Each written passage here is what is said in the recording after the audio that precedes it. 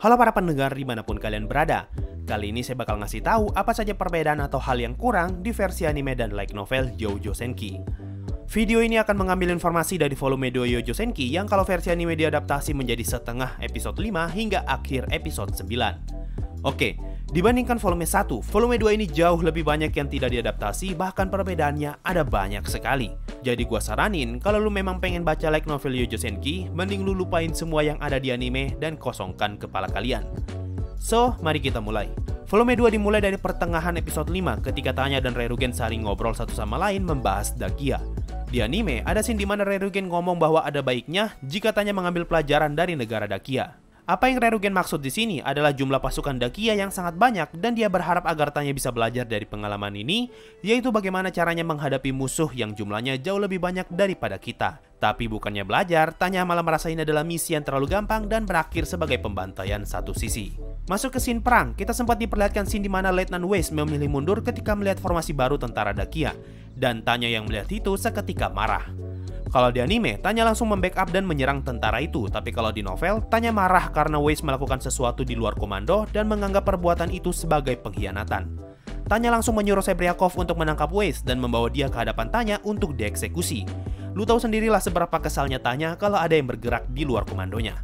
Letnan Weiss segera memberikan pembelaan kalau dia sama sekali tidak berniat untuk berkhianat, tapi dia cuma mengikuti apa saja yang tertulis di dalam panduan perang yang berbunyi, jika pasukan udara melihat musuh membentuk formasi anti udara, maka mereka harus segera mundur dan menjaga jarak sesuai dengan yang tertulis di dalam buku panduan. Tanya pun menyadari kalau Weiss memang belum memiliki banyak pengalaman perang dan masih berpatokan pada apa yang tertulis di buku. Akhirnya Tanya pun memaafkan dia. Ini yang jadi alasan kenapa di akhir episode 5 Tanya menyinggung Weiss yang terlalu banyak baca buku. Di anime, ada scene di mana Tanya menanyakan tentang visa para pasukan Dakiya. Nah, kalau di novel ada alasan dibalik tindakan itu. Pada saat itu, Tanya belum sempat memastikan apakah tempat yang mereka datangi adalah pusat komando Dakiya atau sekedar turis dari Empire. Karena kalau ternyata itu adalah campnya para turis, maka tindakan ini akan menyebabkan kekacauan skala internasional. Lalu Tanya pun inisiatif menanyakan visa untuk memastikan identitas mereka. Cuma kalau di versi anime, kelihatan jelas kalau itu adalah tentara Dakiya dari seragam yang mereka pakai. Sekarang kita pindah ke scene di saat Tanya ingin menyerang markas Dakiya. Di anime kita diberi kesan kalau Tanya secara spontan menyuruh Sebriakov untuk berbicara dan akhirnya menyadari kalau dirinya lah yang harusnya ngomong. Kalau di novel, Tanya memang sengaja memerintahkan Sebriakov untuk ngomong karena dia punya karakter suara yang pelan dan terdengar tidak meyakinkan. Dengan memberikan pengumuman yang terdengar seperti lelucon, tentu musuh akan mengurangi tingkat kewaspadaannya. Tapi setelah Sebriakov menanyakan ulang, Tanya mulai ragu dan merasa dialah yang harusnya ngomong, lalu berkata kalau dia akan menggunakan suara anak kecil sebaik mungkin. Di novel juga diberitahu kalau penyerangan akan dimulai 30 menit setelah pengumuman agar sesuai dengan aturan internasional dan memberikan ruang bagi musuh untuk mengungsi. Tapi di anime, setelah memberikan pengumuman, mereka langsung menyerang. Pindah ke awal episode 6 saat Tanya keluar dari ruang pertemuan dan berbicara dengan Sebriakov. Nah, kalau di novel, perbincangan ini terjadi di dalam ruang pertemuan dan semua orang mendengar asumsi dari Tanya bahwa ada kemungkinan pihak ketiga sedang ikut campur dalam perang ini. Lalu scene penyerangan komando musuh di episode 6. Di sini Tanya sudah belajar dari pengalaman sebelumnya dan dia memastikan terlebih dahulu identitas dari target yang akan dia tembak. Scene ini kalau di anime terjadi setelah Tanya menghabisi semua pesawat musuh, tapi kalau di novel, Tanya memulai perang dengan menghancurkan komando musuh, lalu setelah itu menyerang pesawat musuh. Satu lagi, di anime, Tanya bertemu dengan Sonzai X ketika menembak jatuh salah satu pesawat, tapi kalau di novel, scene ini tidak ada.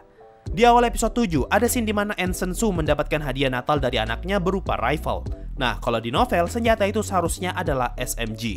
Lalu alasan kenapa senjata itu bisa memiliki inisial AS, karena Mary memohon dan menangis di depan perusahaan senjata agar mendapatkan diskon. Mereka pun kasihan dan memberikan diskon yang murah. Inisial AS sebenarnya adalah nama perusahaan pembuatnya, yaitu Arnold dan Smith Weapons. Cuma khusus untuk senjata ini, mereka meletakkan stempelnya di tempat yang berbeda sehingga menjadi senjata dengan inisial khusus.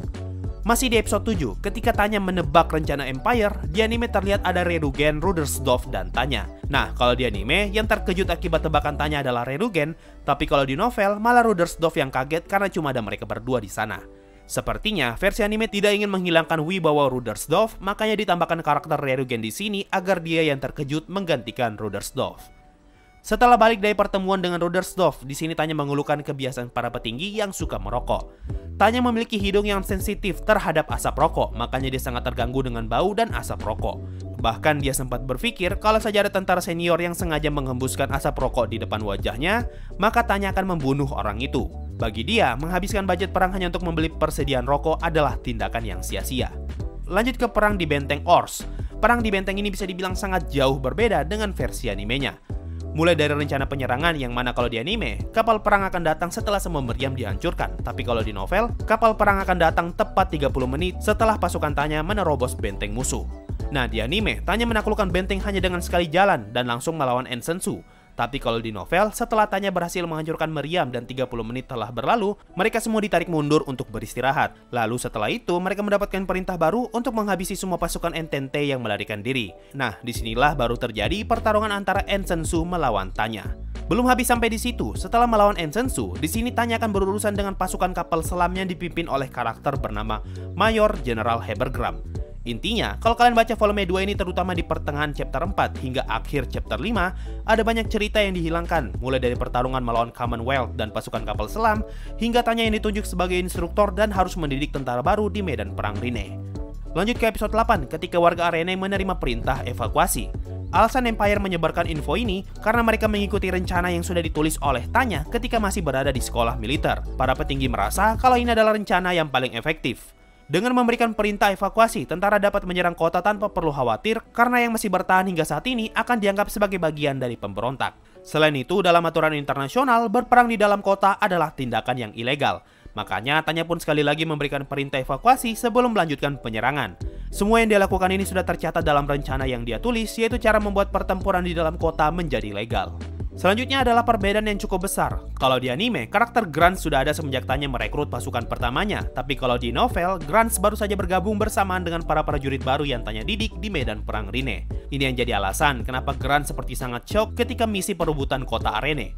Di anime, dia terlihat sedang dalam kondisi tidak stabil, tapi kalau di novel, dia bertingkah seaneh itu karena dia baru saja bergabung dengan tentara dan belum terbiasa dengan kekejaman di medan perang. Selanjutnya, kalau di anime, saat Weiss tertembak dan mengeluh kelelahan, dia ditolong oleh Grants untuk mendarat. Tapi kalau di novel, yang ada di samping Weiss pada saat itu adalah Sebriakov. Lalu Tanya memerintahkan Koenig untuk mengambil alih posisi Weiss. Kita pindah ke scene perang di episode 9. Di sini terlihat ada banyak sekali anggota Tanya yang tertembak musuh. Nah, kalau di light novel kita diberitahu, dari semua pasukan Tanya yang tertembak itu, sama sekali tidak ada yang mati. Hanya saja banyak yang terluka parah hingga pada titik mereka tidak bisa lagi turun ke medan perang. Tepat di bagian akhir episode 9, ada scene di mana Tanya menulis surat bahwa prajurit bernama Tayaden harus ditarik dari medan perang dan dipulangkan karena cedera. Nah, kalau di anime, si Tayaden ini sempat muncul ketika Sebriakov tertembak dan sedang diobati oleh Grants. Di sini seakan-akan Tayaden adalah orang yang terluka parah akibat perang di episode 9 tadi. Tapi kalau kalian baca di novel, sebenarnya alasan Tayaden gugur sangatlah lucu. Dan ini juga yang jadi alasan kenapa backsound saat Tanya menulis surat itu terdengar seperti lelucon. Ini dikarenakan Tayaden bisa seperti itu karena dia keracunan makanan setelah memakan kentang beracun.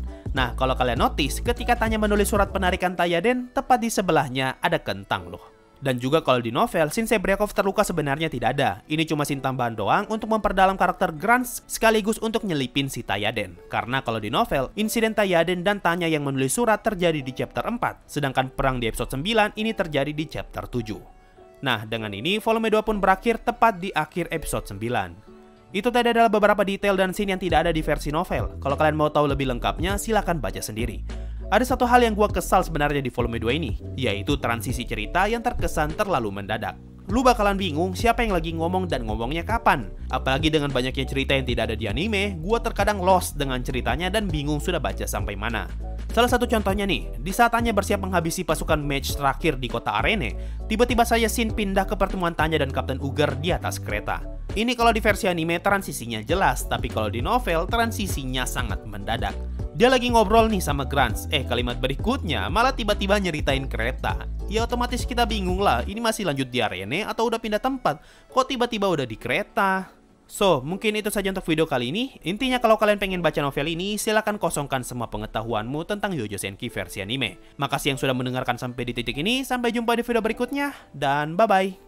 Yo, waktunya Saweria. Ada dari iKing. Jaga kesehatan bang, supaya bisa bikin konten terus. Iya, pasti kok. Ada dari Shikamatsu. Gue selalu nungguin video lu. Makasih bro. Ada dari hamba Allah. Tetap berkarya, tetaplah sehat, tetaplah baik-baik saja bang. God bless you. Thank you very much. Ada dari Jin Kura-Kura. Sensei nggak ada niatan bahas isekai smartphone kah? Enggak sih. Walaupun gua suka, tapi belum ada niatan untuk dibahas. Ada dari Dr. Zero Sanity. Mau nanya, baca novel Solo Leveling translate Inggris atau Indo di mana ya? Yang season 2 tapi, mau lanjut manhwa chapter 116. Gua nggak tahu, terakhir gua baca novelnya sih tahun 2018 kayaknya. Jadi gua udah lupa baca di mana dan mungkin ada yang bisa bantu, silakan komentar aja. Ada dari Re, hello, hai. Ada dari nggak bisa move on dari Madoka. Bang, kira-kira kenapa mau Sojo sekarang kelam-kelam ya ceritanya? Ya gampang, lu salahin aja Madoka Magica. Karena tuh anime sukses, makanya banyak yang ngikutin formulanya. Dan terakhir ada dari Nisha Reviewo. Thanks sudah bahas request gue tentang efek top tier skill atau SIR, sama-sama. Next, bahas efek top tier skill atau SIR yang lain dong. Nanti gua bahas lagi kalau udah cukup informasinya. Makasih semua yang selalu setia donasi, sampai jumpa di video berikutnya, dan bye!